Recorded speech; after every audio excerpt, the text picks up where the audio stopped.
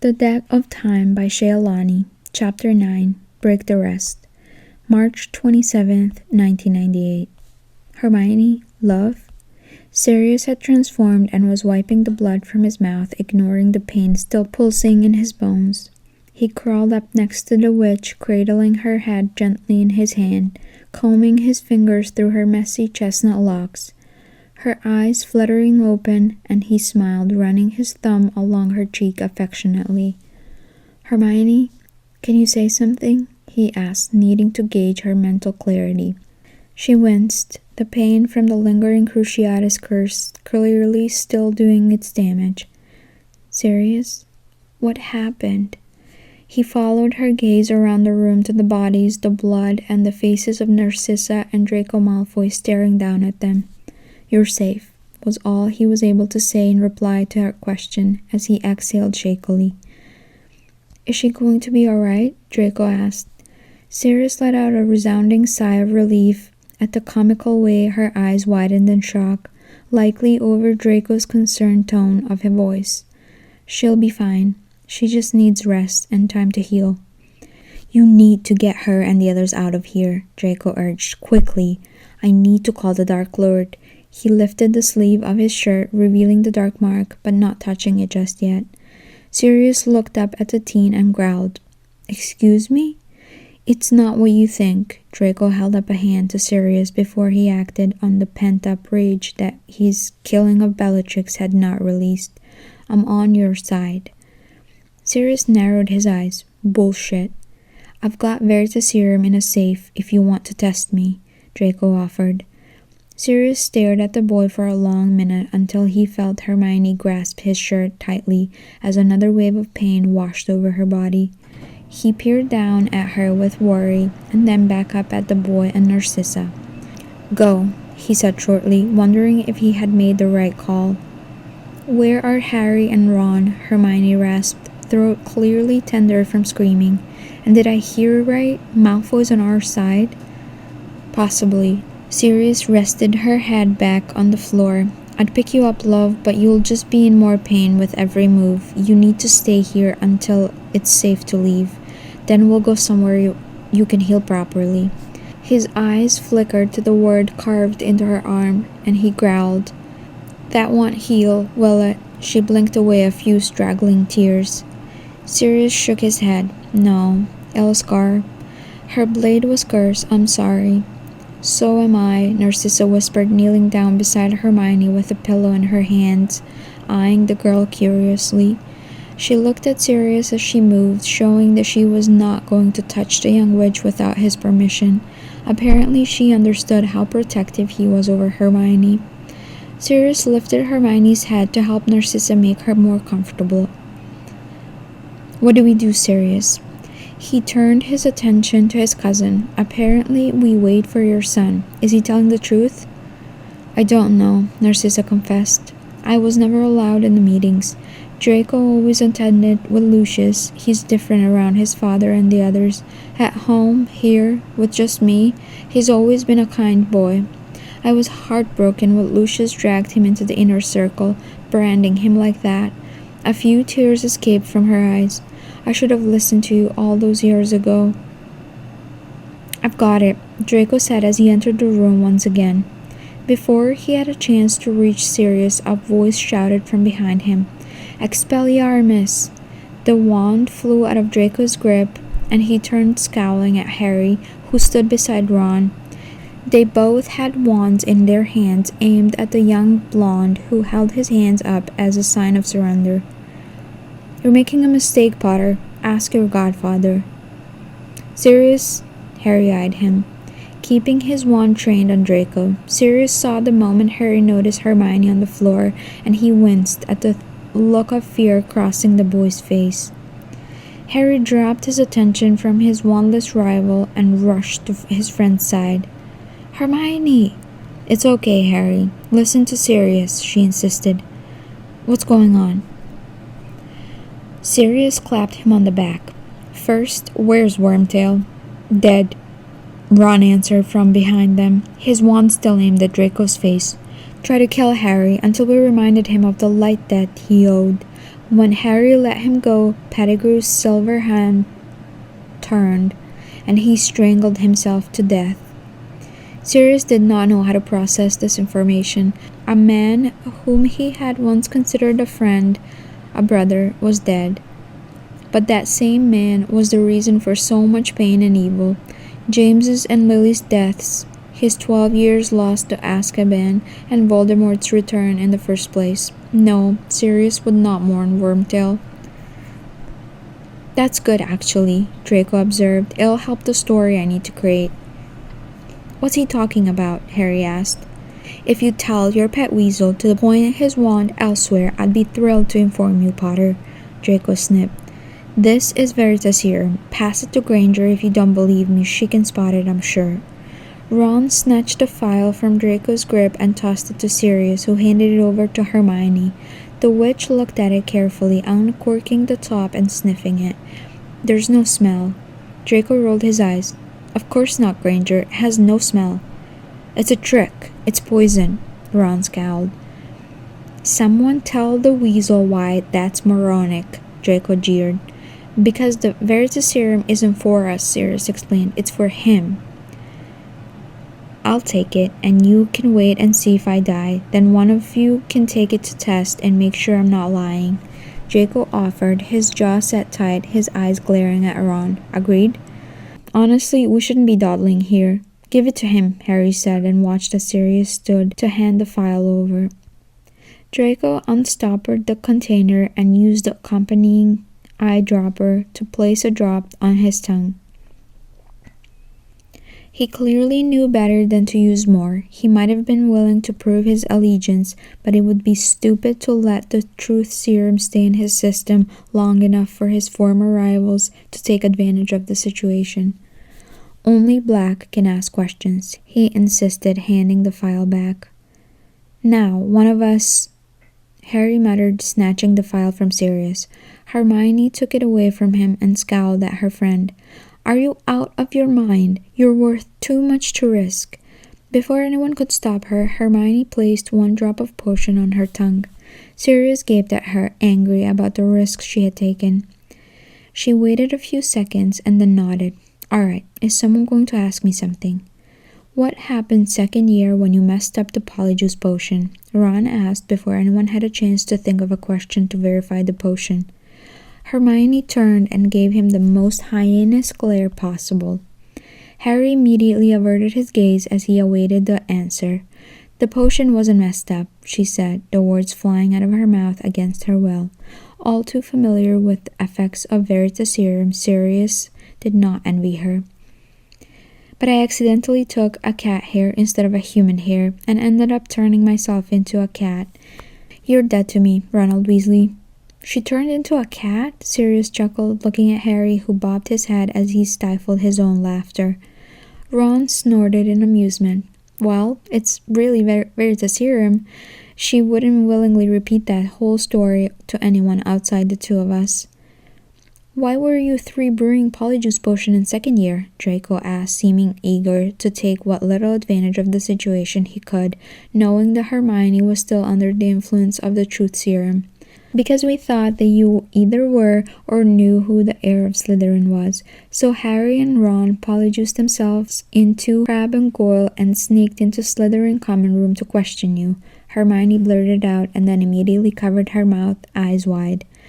"And I'm untrustworthy one?" Draco scoffed. "All right, Black, let's get this over with before it wears off. But at the end of this war, I've got some bloody questions of my own," he said, pointing to Hermione and Harry, purposefully ignoring Ron, who still kept his wand trained on him. "All right, who holds your loyalty?" Sirius asked Draco. "My mother," Draco said at once. "Not Death Eaters?" "No," Draco insisted. "Are you a Death Eater?" "Technically," he said through clenched teeth. "You said you were on our side. How so?" "At the end of fourth year, I was recruited as a spy because it was assumed that I would be pulled into the Death Eater ranks because of my father. Therefore, I was deemed a valuable asset," Draco explained. "I've been watching, passing information, and helping the Order ever since."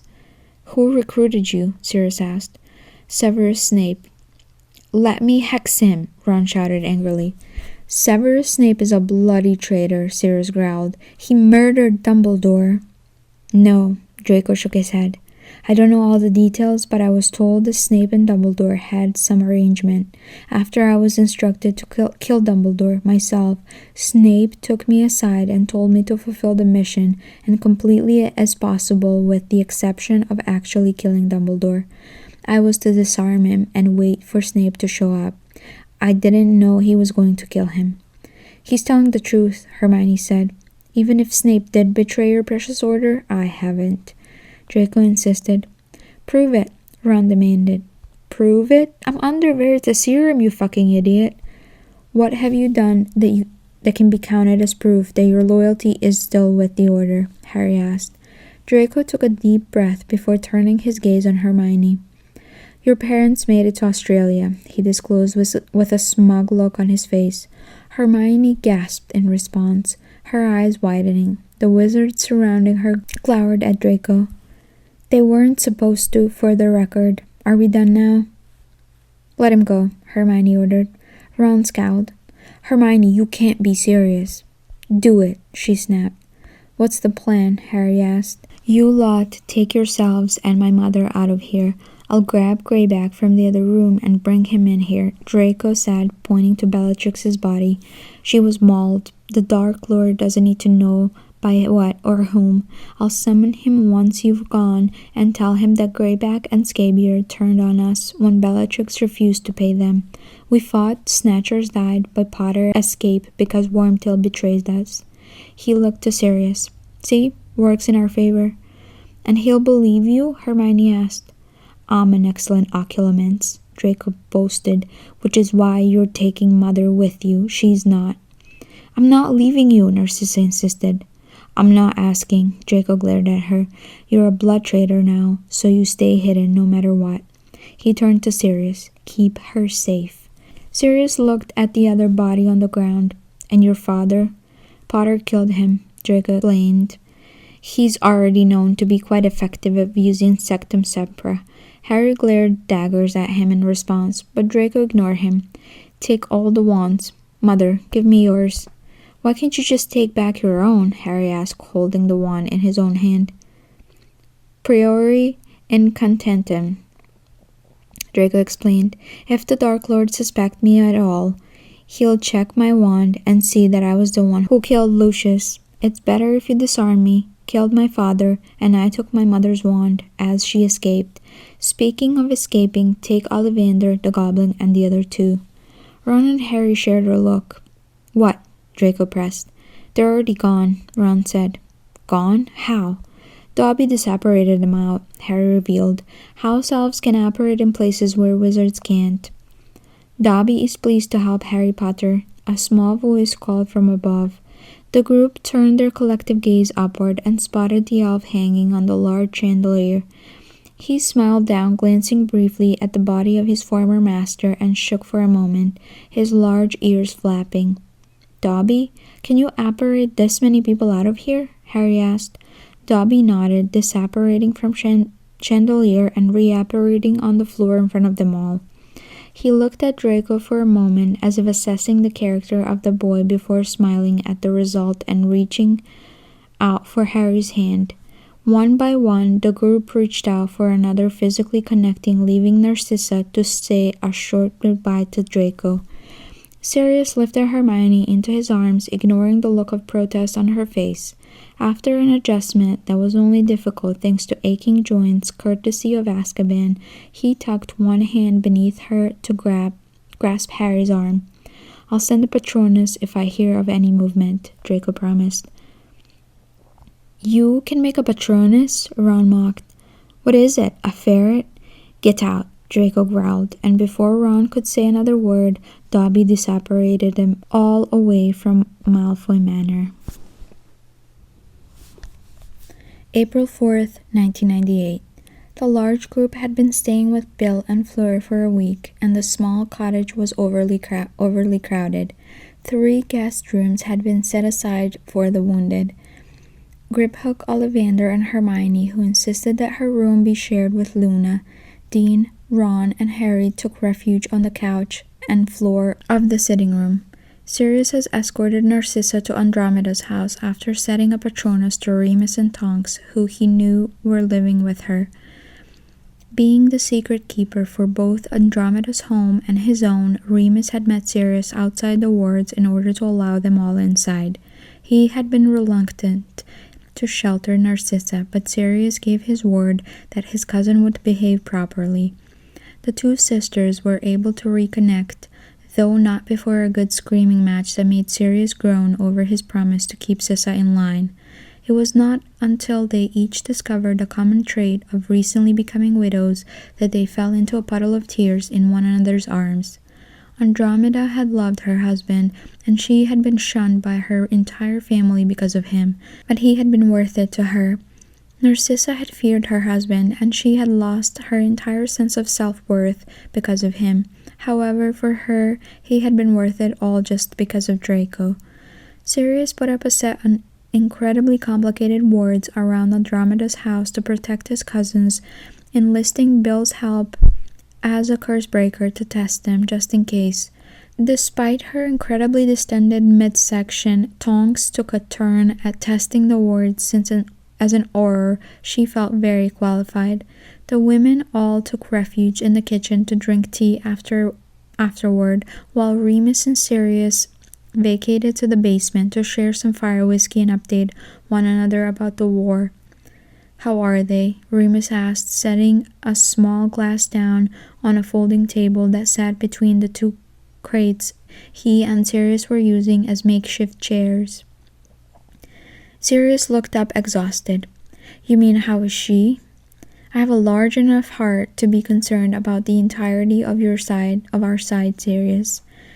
"You knew, didn't you?" Sirius accused. "Malfoy Manor, Bellatrix." Remus inclined his head. "And you never told me." Sirius stood and began pacing around the room. "I could have stopped it. I was there.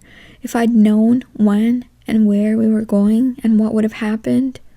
"You couldn't have done anything more than you've already done," Remus snapped in a harsher tone than he had intended, frowning when Sirius perpetually retook his seat. "She showed me in a pensive.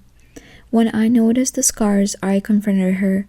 That's when she told me everything. We've talked about this before, Pads. She swore to me only reveal it all to you when the time was right, which she insisted wouldn't be for at least a decade. I took an unbreakable vow."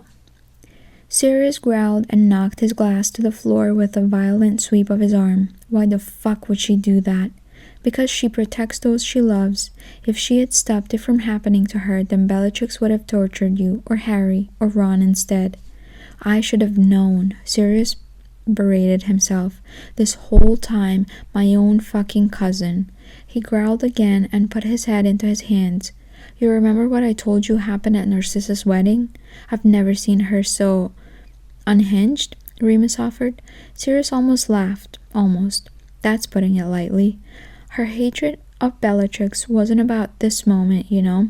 It had almost nothing to do with what happened to her at Malfoy Manor. Nothing to do with the curse or her arm. It was horrible, of course, don't misunderstand me, Remus said, putting up a defense hand as Sirius glared at him. "She hated Bellatrix because of you, because of the Department of Mysteries. She started having nightmares," Sirius whispered, ignoring the guilt that continued to build in his chest. He did not want to know that she was always thinking about him instead of worrying about herself. "She's always had nightmares," Remus countered. "No," Sirius shook his head. "Hermione started having nightmares. This is the source. This is the beginning of them. Maybe that's why she swore me to secrecy." "How's that?" "She took care of us constantly," Remus said, "always hovering over me, making sure I was healed and never alone. But she was always vulnerable at night. That gave us a chance to take care of her. You can't deny how that bonded us all together." He reached down and picked up Sirius's fallen glass, setting it back on the table and reaching for the bottle of fire whiskey to top off his friend's drink. He slid the glass across the small table and offered a consoling smile. Sirius looked up, genuine anxiety in his eyes. What happens if I can't keep her alive? Any of them? That's the thing about time, Remus reflected, a faraway expression on his face. It's a loop, you see. Every moment has already happened. You're just reliving it. The very fact that we still remember everything from years ago, that we remember her, means that she made it through this. The fact that she wasn't entirely broken must mean that it all turns out alright in the end. Sirius glared at him, annoyed. I miss the pessimistic and stressed out Moony. How are you this calm with a pregnant wife, ready to pop any second, and a full moon in a week? Remus smirked, tilting his head to the side as he looked at Sirius. The dosage of calming draught I've been on for the past 3 months would put a normal wizard in a coma. Sirius openly gaped at him, finally noticing Remus's eyes were hooded, and beneath the lids his pupils were dilated. You're high? Remus grinned and raised his glass to toast. Cheers to werewolf metabolism, Pads. April 13th, 1998. So what do you want to do with the rest? Hermione asked, holding a bundle of wands in her hand. Her own had been returned to her, and she almost hated to hold it now, knowing that Lucius Malfoy had used it to cast the Cruciatus curse on Sirius, and nearly killed his own wife with it. But it was hers, and she forced herself to hold it affectionately, determining to use it to bring about enough good to counter the evil it had briefly caused. Harry considered the bundle before nodding decisively. Break them, he said, and then barely dodged a hex thrown at him by Sirius, who was sparring with him in front of the shell cottage. You sure you don't want to pick one from the bunch? Ron asked Harry.